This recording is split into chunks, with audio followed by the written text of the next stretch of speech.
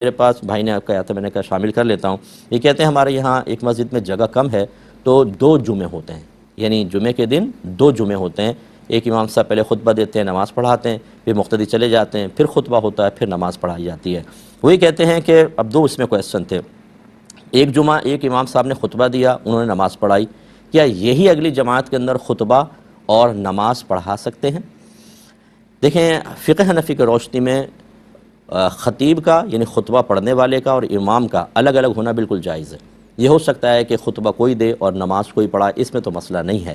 لیکن ہمارے ہاں فقہ حنفی میں جب ایک امام فرائض ادا کر لیتا ہے، اس کے بعد اسی کی جماعت نہیں کروا سکتا، کیونکہ جیسے جمعہ ہے، اس نے جمعہ پڑھا دیا، اس کا جمعہ ادا ہو گیا۔ جب جمعہ ادا ہو گیا، دوسرا جمعہ یہ امام دوبارہ نہیں پڑھا سکتا، اس لیے کہ فرض تو ادا ہو گیا۔ اب اگر یہ پڑھائے گا بھی تو یہ فرض نہیں ہے، یہ نفل ہے، اور نفل والے کے پیچھے فرض والے کی نماز نہیں ہوتی فقہ حنفی میں۔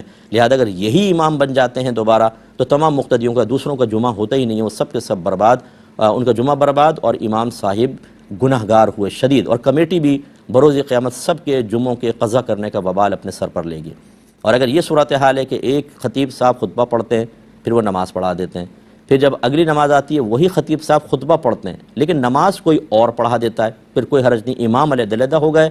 اور خطبہ کا تو میں نے آپ کو پہلے ہی بتا دیا کہ اگر خطبہ ایک الگ شخص نے پڑھا اور نماز دوسرے شخص نے پڑھائی، بالکل ہو سکتی ہے۔ امید ہے کہ آپ بات سمجھ گئے ہوں گے۔ یہ ایک